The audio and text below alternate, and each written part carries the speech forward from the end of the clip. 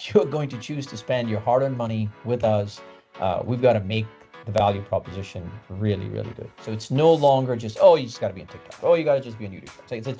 Oh, you have to have merchandise. So you kind of have to do like all of these things. You may never win one, so I don't take it for granted by any means, but definitely want to have that feeling again for sure. 9 out of the last 11 years, we have the #1 customer service in the National Football League.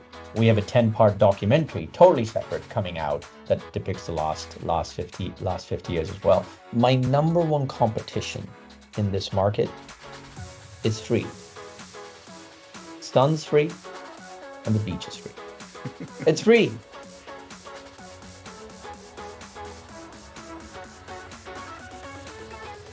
Hi everyone, welcome back to another episode of the Part of the Pros podcast. We are deep into season 4, and I'm glad to be sat here today with Atul Khosla, the Chief Commercial Officer of the Tampa Bay Buccaneers. Atul, pleasure to have you on the podcast. Thanks for joining us. Thanks for having me, Samir. How are things? I was jokingly just before we hopped on here saying that you've got one of the best backdrops that I've seen. So for anyone that's got the video on, that's the kind of setup that you're looking for in your home office where possible. Yes, well, not home office, work office, but I'll take it. It is a joke sometimes with folks that we jump on a call with. This is it's not one of those fake backdrops. We are in Tampa Bay, so I'm very, in many ways it's a dream to live here. So love it. Well, look, Atul, great question that I love to start these conversations with. And I guess you didn't really have the most traditional journey into the industry, so really interested to hear this for you. Where did your journey into the world of sports begin? So not in sports. Yes, I have. I started. I'm an engineer, so I'm an industrial engineer. So my first almost decade or so is doing like real engineering work. So it was like building things, which is pretty awesome in the healthcare space. So I started my career in GE Healthcare, actually third shift line manager in Milwaukee, building X-ray machines, which was pretty awesome. Got to do some real math and physics, which is what I went to school for. It does still serve me well today as well, and in many ways in terms of how analytical I am, or how much analytics we use in sports today. But that's been my background. So I did that for about 8-9 years, and then back in the day, and GE was a very large conglomerate and owned NBC Sports as well. So I was able to kind of make a switch into NBC Sports, and very specifically a sports events business that they had started, Ally Sports, which was in the action sports space, a competitor of ESPN and X Games back in the day. So kind of that's how I got my foray into sports. I was hoping to bring to that team at that point a very classic GE management background. I did not know sports. My team, of course, and our CEO there knew sports very well, but hoping to bring the rigor of GE into that business as we were getting it off the ground. So did that for about 4 or 5 years, and then was at that point NBC was sold to Comcast. Yeah. So I could have moved to New York, but we just had our second, and my wife and I were like, I think my days of New York City were a little behind us at that point as a family. So we chose to stay in Chicago, and was fortunate to join the Chicago Fire as a chief operating officer at that point, and kind of run the day-to-day business. Just love, we've been in Chicago before we moved to Tampa for 17 years, so it's been kind of home, and to get a chance to run a sports team there was pretty, in a sports town like Chicago, was pretty awesome. And then that led me to the Bucs, as my first stint at the Bucs as their in the partnership and the marketing space. Did that for about 4 years. Took this leap into the golf world, which was incredible with Live Golf. And then came back to the Bucs over the last few years in a newly created role as your chief commercial officer. So kind of oversee the entire commercial business here now. Love it. There's a few things that are that kind of come to mind as you were talking through that. Very first thing is you said you started off your career as an engineer.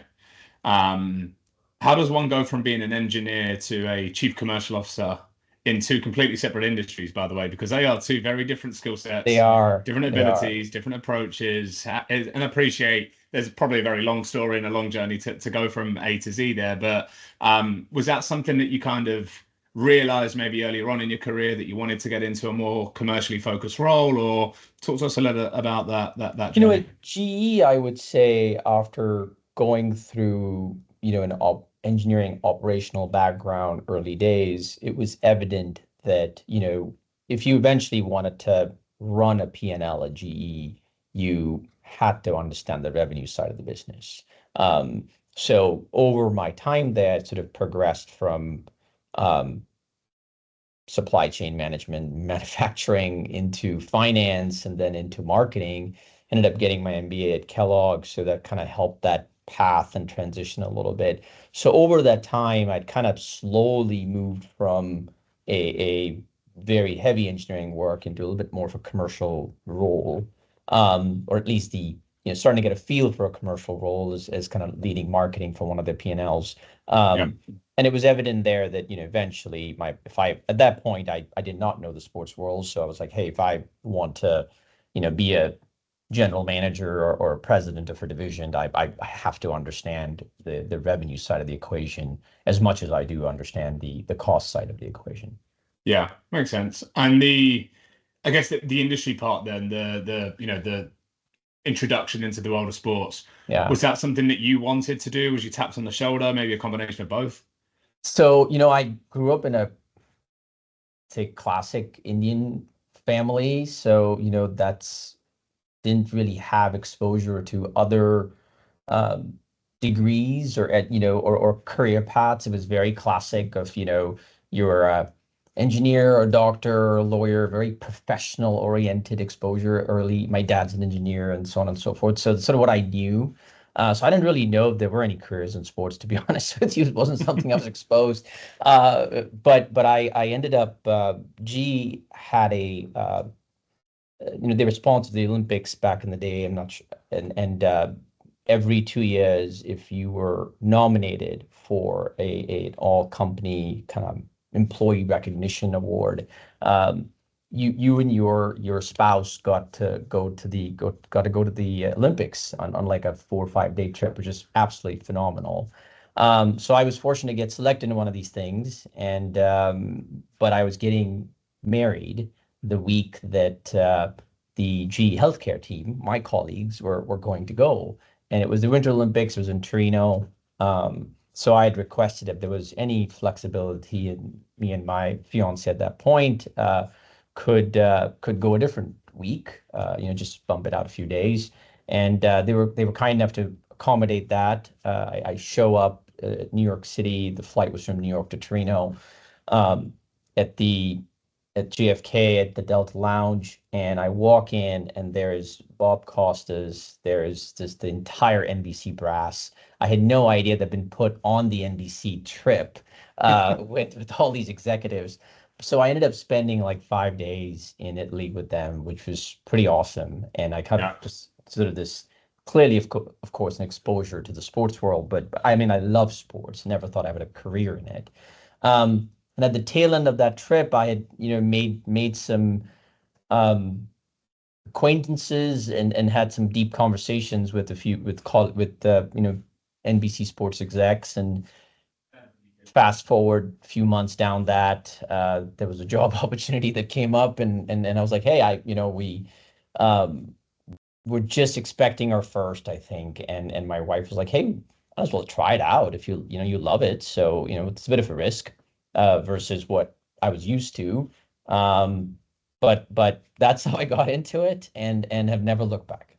Love it. Yeah, it's always interesting because I would say maybe 70 to 80% of the people that I speak to come from your traditional Yeah, started off in ticketing, you get into yeah, yeah. partnerships and you kind of work your way up. And that's great. And I think that Mhm. that teaches a lot. But it's always interesting to hear of, very different backgrounds, different journeys, different pathways. I was similar to you, so I didn't know that there was this entire, industry behind the world of sport. I Oh just yeah. thought maybe, there's a few people that run the operations of the business, of Yes. course, and, Yes. a salesperson or two, and, someone who owns tickets and what have you. But you don't think that there's an entire, organization behind the team. And yeah, I like yourself got into the industry later than ideally I would want, I should say, in my career. And um, it's actually one of the reasons why I started doing this podcast was to try and give people that insight as to there is this whole industry, there is this really exciting, really fun world that you can, like Mhm. yourself, like you did, transfer your skills in a world that is maybe an outsider will tell you that it's completely different. Engineering in the in the health Yeah. space versus being a CCO for a sports team, and there's probably some truth in that, but you're a live example of someone who's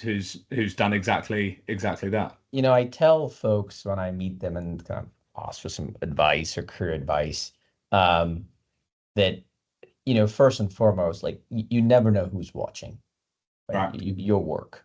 And someone clearly in that time, 5 days in Torino and, saw something and decided to decided to take a chance on a young kid who loves cricket. So someone did. Greatly appreciative of that. So I never forget that you never know who's watching. So always produce great work because it does eventually the cream does rise to the top and someone is going to notice it. And that was a really sort of a good reminder for me. It's always been a reminder and grounding of like, hey, put out great work because you just never know. Yeah. And I guess just bringing that to life, I always ask people what their pinch me moments are. Now, I'm probably going to guess that yours might have happened around about in 2020 Yeah. when I mean Yes. Yes. I'll let you talk through your experience of that rather than me giving mine. No, first time, hosting a Super Bowl, clearly, turns out to be COVID, and you're like, oh my God, we're just signed Tom. We'll even have this season, let alone Super Bowl, and all works out, and we are in the game. We're at home. 25% capacity. That was what was allowed. So had my family in the stands, and we win the game. And at any other time, you'd be allowed to take your entire family on the field. Right. And but for the restrictions we had, we all were allowed one family member. And my youngest was fairly young at that point, so my wife couldn't leave her in the stands. Right. So I have three girls, and the total, a girl dad here for sure. And so she stayed in the stands with my middle one and my little one, and I took Arya, my oldest, on the field. After working in sports that many years, or just working in general, I'm that moment, those 15, 20 minutes of walking on the field with my, whatever, 12, 11-year, 12-year-old at that point in time, was pretty incredible to sort of share that time with her. I'm always reminded that, most people who work in sports will never get that chance to lift a championship. So, we work incredibly hard for 30, 40 years of your career in sports. You may never win one. So I don't take it for granted by any means, but definitely want to have that feeling again for sure. What would your reaction be if someone during your time at GE when you was working as an engineer told you that one day you're gonna be a part of the team that wins a Super Bowl with an NFL team and you're gonna be able to take your daughter on the field after?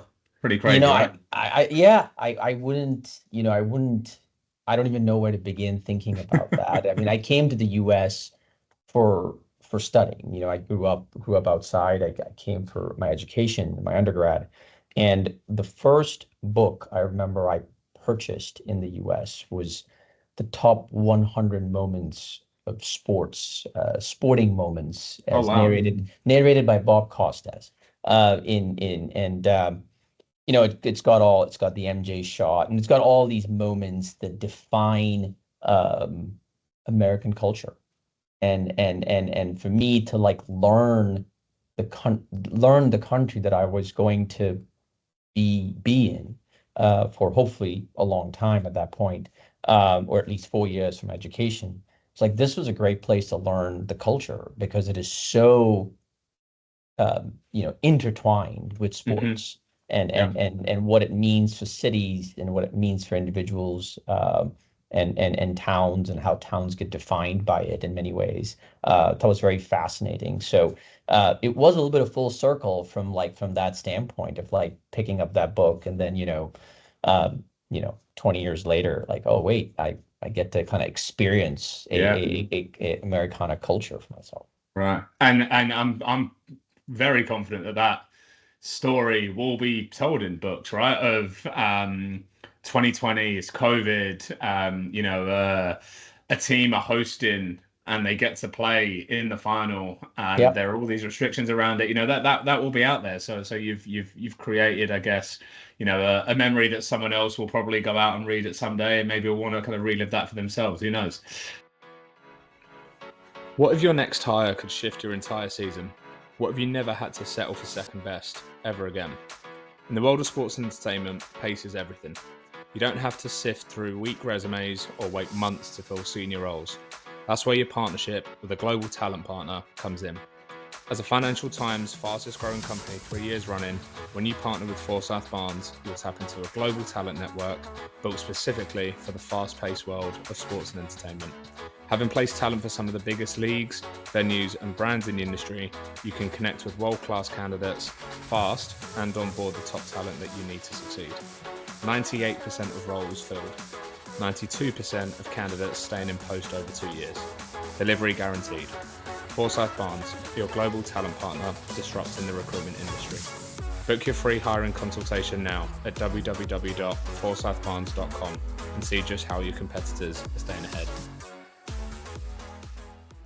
I speak to a lot of people that do something similar to what you've done, where you have 4 or 5 years for the team, you leave, you come back, and there are always varying different reasons around that. What was the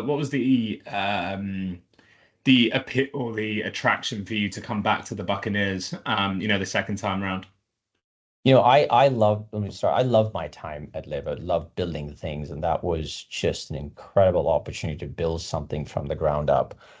So that was absolutely phenomenal to see what that team did and has continues to do in a very short runway. It's unprecedented to, see a league that fast up and about, and golf balls in the air. Yeah, it's And incredible. then, fast forward for me. To get a chance to be in Tampa was a big part of it. As I said, I've got three young kids still, relatively young, I traveled all over the world, which was incredible. But this allowed me and my wife, who also travels a little bit, allowed us a chance to sort of be back in Tampa, back in football. Absolutely love the NFL, and beyond grateful for the Glazer family to give me a chance to come back. Definitely did not leave on bad terms. So which is great and a very good advice from my dad from day one. It's no point ever burning any bridges in life. Yeah. So left on very good terms and had a chat on one of my red eyes back and turned into a conversation very quickly. So and they created this whole new role to kind of run the entire commercial business from marketing to events to ticket sales, suites, partnerships, and so on and so forth. And that was hard to turn down. Yeah. It's funny. Sidebar story for you. The very first internship I had, and this is terrible form, so anyone listening shouldn't really take this as advice because it really isn't. But the very first internship that I had was with a large corporate company in London. Um, I was on I think it was my second to last day, and I'd basically done all I needed to do. And rather than going back and asking for what more I can do and what other responsibilities can you give me Yeah. for the next day and a half, I just decided to leave at lunch. Didn't say a thing to anyone, Yeah. didn't leave a note, didn't do anything. And I remember a year later, the person that I was working for was hiring for a role. Mm. And this was the very first realization for me of not burning bridges. Yeah. And since then, it's just been ingrained with me, regardless of whether I like Enjoy. someone, dislike someone, the experience that I've had, the environment, the culture, whatever. Yeah, that's been ingrained in me. And again, you're a live example of why that is important and how, you know, things can come back around and it may be better the next time around if it didn't quite work out the first time, hypothetically speaking, in You know, individual scenarios. I tell tell some of our young staff that, when we do these sessions with our staff, um, around, mentorship and a few other things, and there's what 150 and change teams, that's, top, stick and ball sports at least, but now a lot more. Okay, well, that's not that many. Yeah. So, we all know each other. I'm fully aware, there's only a handful of my type of roles in the National Football League, as well, let alone, okay, if some more in some other leagues, but there's only so many, and we're all a phone call away or a text away, and enough of us see each other at not just the Super Bowls, but whether it's another, you know some other all-star event. So it is really small world, and when people ask me for references and stuff, I'm like, well, of course, if you're good, that's easy. If you're not, that clearly that's tougher. But you know we're we're a one, if not two, 1.5 degrees away from separation from Oh yeah. somebody else. That's just what it is. So the first thing you do is just pick up the phone and say, hey, do you know this person? And if you do, what do you think about it? Right, yeah. Even more important when it's a small industry like the one that we were working. Mhm. It's also one thing that I guess this falls partly under your responsibilities, I guess, and would love to actually learn about how you kind of juggle some of these more kind of cultural elements that aren't necessarily maybe on the JD that you signed up for, but are certainly make up the DNA of you, your role, the Tampa Bay Buccaneers. But when you think about culture as it pertains to sports, how do you define, I guess, just generally speaking, a team's role beyond, winning championships, winning games, losing games, and everything else that goes, on the court, on the field, on the ice? Defining, I guess, a team's role as it pertains to culture outside of sports. How would you define that?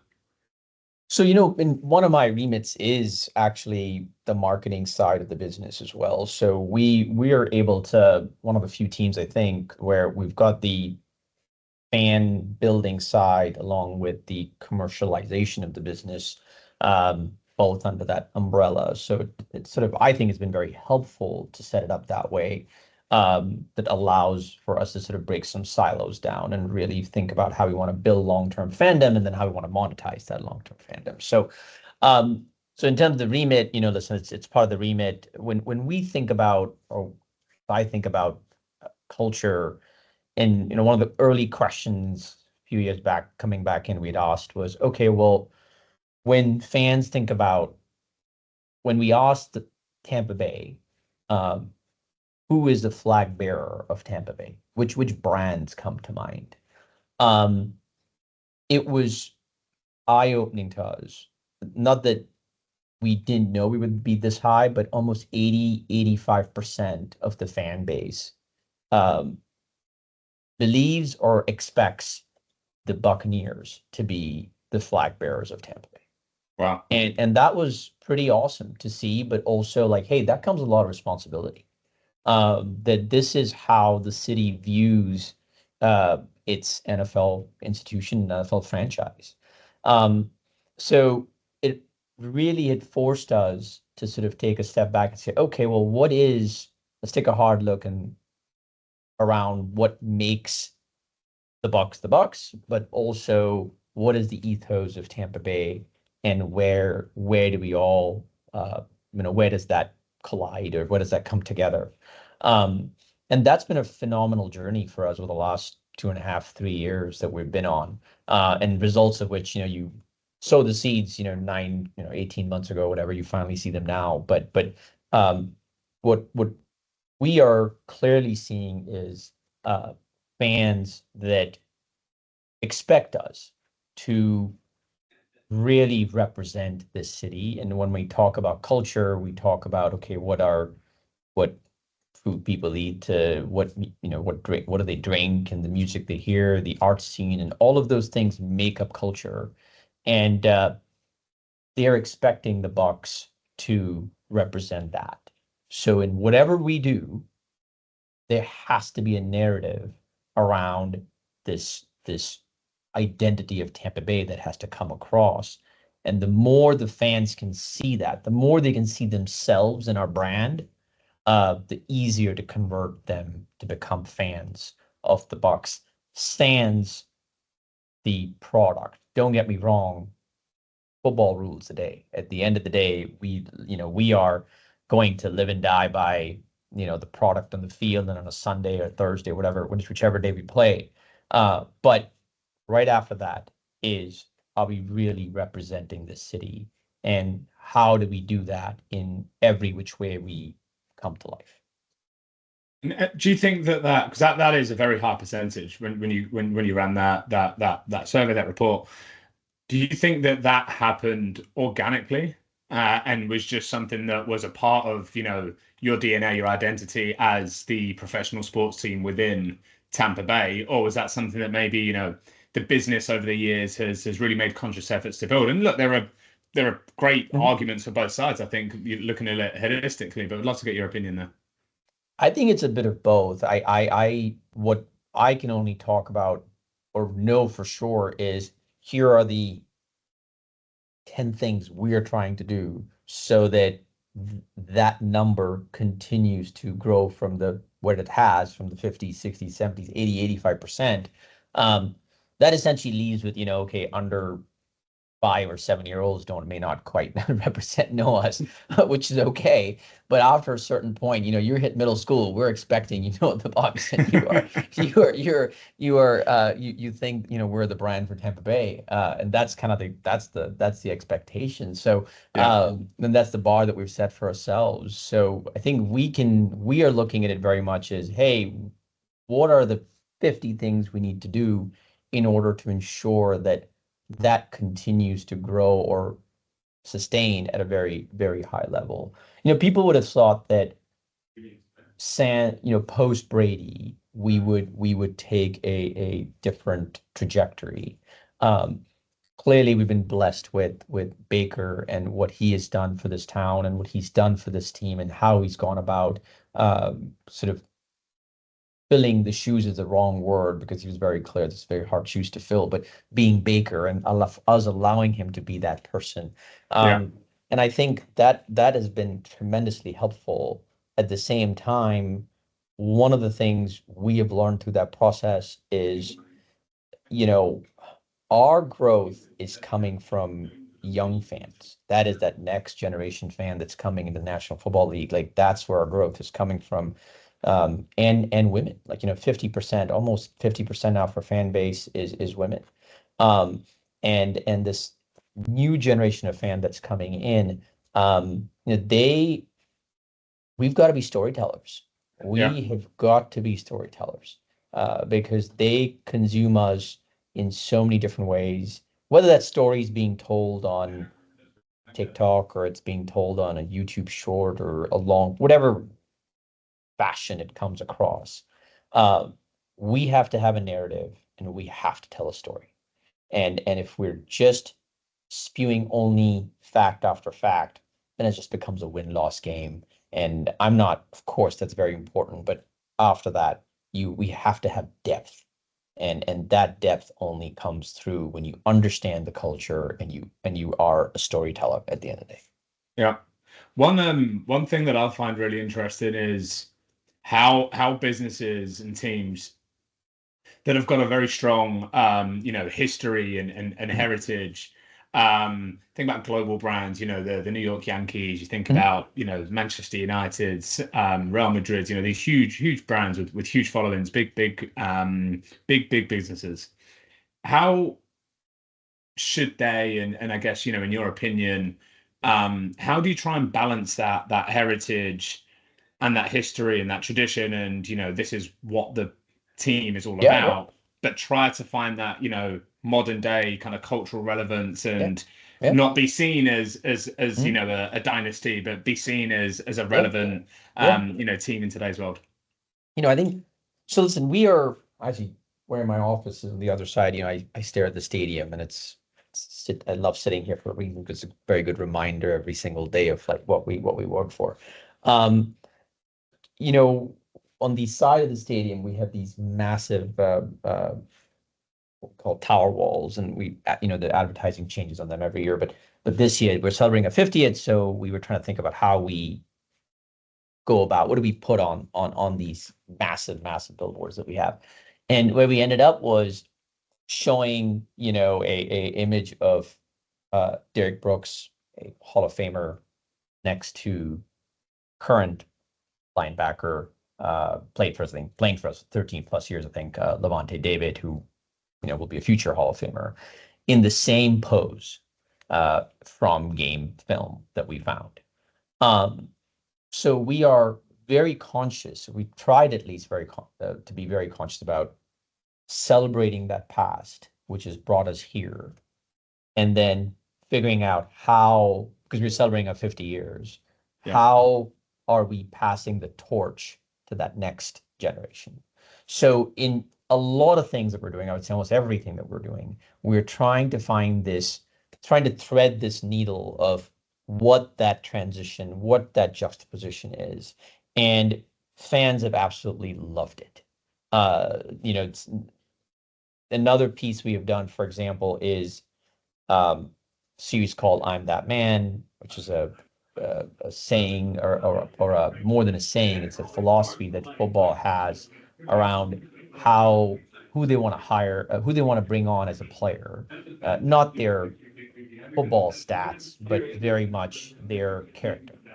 And as a result, so we brought a bunch of these legends of ours into an old cigar factory, which is very Tampa, um, and shot this piece in a barber style kind of setup with those individuals, but then our first round draft pick, and to really talk about what it was when they joined the Bucks and what it is now, and what does it mean for someone to continue that legacy. So moments like that we're trying to find where we are really showcasing that history, the legacy, like all teams have in some fashion or another, and but at the same time, not just playing the hits, but putting in that next generation of the athlete that we have in that same context.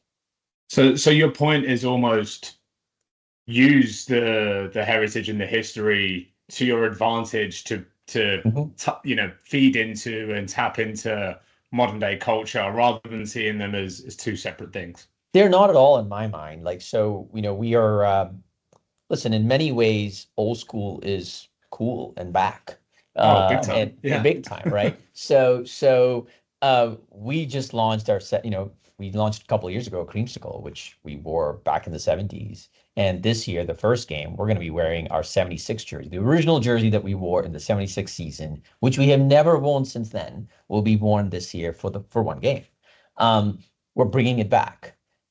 But we shot all our guys, from Baker and everybody else in that jersey, but with like this old school, those, what do you call those phones? Where you had the ringer, like the I don't even know what I call them Ring anymore. phones, is that what The they're ring called? phones, what do you call them? Yeah. So we've all these like pieces of nostalgia, that they're like, oh my God, that was in the 70s, but shot with our players in this setting, um, in these crisp, white creamsicle jerseys with a very modern take on how the shoot was done. Um, but in the video that we rolled out, it was narrated by Steve Spurrier, who was our first quarterback, and now, of course, has become, was the head coach of the Gators, and very, very, very well known in Florida. So trying to find these ways to tie that history, which is so rich, at the same time pass it to that next generation. Yeah, it's an interesting observation that for whatever reason I just didn't kind of put the two things together in my head, and there's probably a lot of people out there that maybe haven't thought about it in the same way. But you're right, I remember seeing that. It's like a white and orange jersey, Yeah. right? And it Yeah, looks very cool. It looks very yeah. old school. It Kind of is. looks like a vintage jersey, and all the almost above. like a team shouldn't be wearing it in 2025. But I guess Yes. that's what makes it relevant. That's what makes it cool. Yeah. That's I think merch is we have found merchandise, for example, as we think about, young fans, is a phenomenal way to sort of tap into that history. So we did a collab with Duvin. We're doing one again this year, but you can do any collab and you can, put photos out. But we did a collab at Duvin and we shot it at an alligator farm. Yeah. I mean, cool. you can't be any more Florida than that. That's our culture, that we're going to go right into it head on from a culture standpoint. That is so Florida. But that's what made it, and that's what people it was so unexpected. To have a shot of an alligator with a Bucks hat on, from the creamsicle Bucks hat on. People where did you do this? But we did. We found an alligator farm that would allow us to do that, and and sign some waivers, and it was okay. But cue everyone Googling alligator farm Buccaneers jersey right now, because that's what I'd be doing if I was listening to this right now. Yeah. So that's one part. You spoke about obviously merchandise being, a way that you can kind of, tap into those two things, history and modern day culture. How do you think fan behavior has evolved in recent years in terms of how they connect with, teams that they support as culture symbols? And my just general observation here, just kind of thinking out loud, is thinking about that 2020 year. Mm-hmm. It's COVID. No one's doing really anything too crazy, too fun. There's not a lot to do in any case. The one thing that you do have riding for you is the team that you support, and best believe I was watching. I'm a big Liverpool fan. I was watching Liverpool training sessions during COVID because there was just nothing else to watch that was of major interest, right, outside of the usual binge watching. So for me, that was a huge part of what it was. For me to get through that period. I can imagine the same thing probably happened for sports fans all around the world for all different teams, but. I mean, talk us through your thoughts there from there right through to today, and how you think that has evolved as it comes to cultural symbols within the team space. I think people expect to, and I mentioned this earlier. I just really think that they expect in anything that the organization puts out, to see themselves in it in some fashion, and what has changed and continues to, I'm not saying anything that other people have not said or it's not groundbreaking, that we are a 24/7 365-day live brand, right? We don't put a product out and it goes on shelf and it sits there in a supermarket for 1 year, 6 months, whatever. That's the product. It moves, and then you launch a slightly different product. That's not us. We are 24/7, 365 days, and the flavor changes every Sunday, just a little bit, right? So we have to figure out in whatever we put out, because the one thing that continues to get, I think, harder and harder is the consumption of our brand is not in the stadium. 90% of our fan base will never probably enter the stadium. They're going to consume us some other way. And of course it's social and content, and everyone talks about all of that, but that's absolutely correct. That's the only way. They're consuming you in so many other ways. And that continues to get bifurcated. So it's no longer just, oh, you just got to be on TikTok. Oh, you got to just be on YouTube Shorts. You have to have merchandise. So you kind of have to do all of these things, because that is how people are consuming you and somehow engaging with you. And that is challenging for marketers. On my team, I know it is, because we are constantly trying to think about, we no longer have to do two things really well. You got to do, when you're thinking about building a culture brand, you have to do 50 small things really well. Yeah. And that is a challenge. That's different because the consumption habits have changed, and it's so bifurcated. What my daughter is, how she's consuming social is very different than how my middle daughter consumes social versus my oldest daughter. Yeah. But that is, I'm not going to change that. I'm not going to change that habit by any means.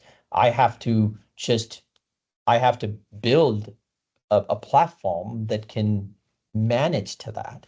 And Yeah. that is becomes more and more challenging as more and more platforms come out, and it gets bifurcated. What are your thoughts on the idea of teams not just competing with other teams or other sports, but with other entertainment, lifestyle, 100%. culture brands? How do you approach that challenge? Or, maybe is there, and you see a lot of it, right? Really cool partnerships that happen these days, and the activations that go on behind those partnerships are phenomenal that I've seen in recent years. Um, is that a challenge, or is it an opportunity? Is it maybe a bit of both? Bit of both, because sometimes you can partner with those, brands as well. But I would say that, let's take us, right? You mentioned my backdrop when we started. My number one competition in this market is free. Sun's free and the beach is free. It's free. It's not, yes, we're competing against other sports teams or concerts or whatever the share of wallet. Of course, that's, yes. But what I'm competing against is Mother Nature here, and we love it. That's why we live here, and grateful for it. But it's free. Going to the beach is free, and the sun's free. And you got a pool in your backyard. The beer is, a buck, $2, whatever your case Stop it. is, Yeah. You're just versus, rubbing salt in the wounds now. right, I'm up in right, New York and spending right, 10x that. you're gonna park at the stadium, you're gonna spend a lot more money on your beer and a hot dog and all those sort of things, and watch the game. Um, so for us, we look at that. Yes, it's a challenge, but the way we look at it is, we have to have, and the word we use sometimes is this unreasonable level of hospitality. Yeah. We have got to figure out how to make your experience so good that coming to a Tampa Bay Buccaneer game is it's an experience. Yeah. It's, yes, you're watching football, 100%, that's why you're here. But you it's a thing to do. And it's become a thing to do. And you want to be seen at the game, and you want to experience that game with friends. And I always tell, sometimes, our partners, and said, when was the last time someone said to you, remember when we were sitting on the couch and that play happened? Like, no, no one said that to me. I don't remember that. People say, hey, remember when we were at that game? Right. Remember when we were at that game? Yeah. And that's human nature, and we got to tap into it. And if we tap into those feelings, right, and I think we have really focused in on it, in the sense that, listen, 9 out of the last 11 years, we have the number one customer service in the National Football League. We're proud of it. And that's because we understand that you have a lot of options, and most of your options are free.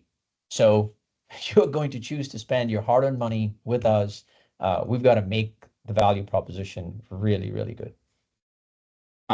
There's a advice related question that I always like to end these podcasts with, Atul. So, I guess looking ahead for you, what do you think is going to define the most successful culture brands in sports over the next 5 to 10 years? And ultimately, what advice would you give to leaders at other teams or leagues that are looking to position their teams and organizations as a culture brand? Listen, I don't have a crystal ball or anything by any means, but things that go through my head is, I don't know if it's advice. You can take it for advice. You can say for what it's worth. But these are the things that are going through my head, that day in, day out, right? One is, um, you can no longer do two things really well. Just, I don't believe that. You have got to do, if you're truly trying to be a lifestyle brand and a culture brand, then there's a segment of your population or your fan base that is in the art scene. And we're actually, as part of 50th celebration, we're actually doing an art exhibition with the Oh, Tampa wow. Museum of Art for the last 50 years of the Buccaneers from through the lens of just photographs, just a photographic exhibition. Super excited about it. We have a 10-part documentary, totally separate, coming out that depicts the last 50 years as well, but a very different medium to consume that versus a different medium to consume that. We have a mural project going out with Coke in around the city, very much in the art scene space. But point being, you got to do 50 things. It's just the way it is. People consume you and your brand all of those ways, and you got to do them well. So that's something that always keeps me up at night is, are we covering all our bases or not? Yeah. Two, tech continues to change how consumption is happening, and whether that is AI down the road or whatever it may be, the ability of tech to make it maybe faster, more efficient, sometimes probably more complicated, whichever the case may be. That's something that's keeping us up at night, like how fast that is moving and what do we need to do to keep up with it or get ahead of it. I would say but at the end of the day, the last thing I always come back to is when people ask me this is, you've got to be honest with yourself about who you are and the city that you're in and what that connection is. And it's very hard sometimes to, realize, okay, we're not good at something or we're good at something. But you have to be really honest about what the standing is, where do you want to go, what your North Star is, what your why is. Because sometimes it's just, you very quickly can get into execution mode, but got to really understand that step one of like, do you really get yourself and do you really get your city? And as a result, your fan base. And great, if you do, that's the first step of the rubric that you need. You can start to work through the rest of it. Love it. You may not see that as advice, by the way, at all, but a lot of people will. So I appreciate you sharing that. Well, look, this has been great. Really appreciate your time. If anything, I'll tell you what the Bucks need to do. They need to just get you on every video call possible across the world, because the minute that people see this backdrop, I'm already thinking about when my next trip down to Florida is. It's I'm a going to good come over to recruiting a tool. game. That's for Yeah. sure. I definitely use it in a nice November recruiting. I'm recruiting something from the Northeast. This does help sometimes. Yeah. So. Use the sun and the beach being free. It's not always the case for me up here in New York, and certainly when I was growing up in the UK. But yeah, love that you're making the most of it. But in any case, thanks again. And it's been a pleasure having you on the podcast. Cheers, buddy. Thank you. Thanks, Atul.